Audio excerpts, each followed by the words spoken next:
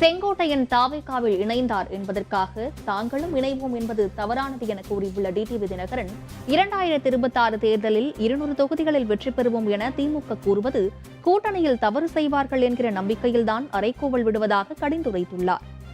அந்த செங்கோட்டை போய் இணைஞ்சாரு, நாங்க எதுக்கு போய் அதுல இணையணும்?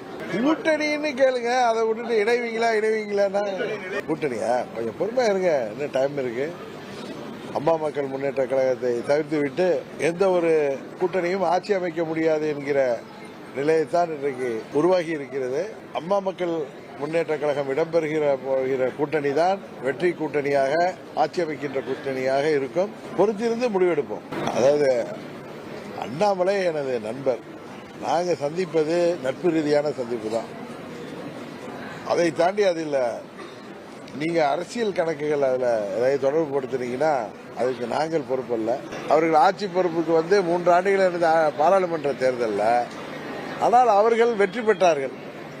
அவர்களுக்கு வெற்றிக்கு காரணமாக இருந்தது யார் என்பது உங்களுக்கு தெரியும். அதனால் அவர்கள் 39 பாராளுமன்ற தொகுதியிலும் வெற்றி பெறுகின்ற வாய்ப்பை தந்தவர்கள் யார் என்பது, யார் செய்த தவறு என்பது எல்லோருக்கும் தெரியும். அவர்கள் 200 தொகுதிக்கு மேல் நாங்கள் வெற்றி பெறுவோம் என்று சொல்வதே எதிர்க்கட்சிகள் கூட்டணியிலே தவறு செய்வார்கள்.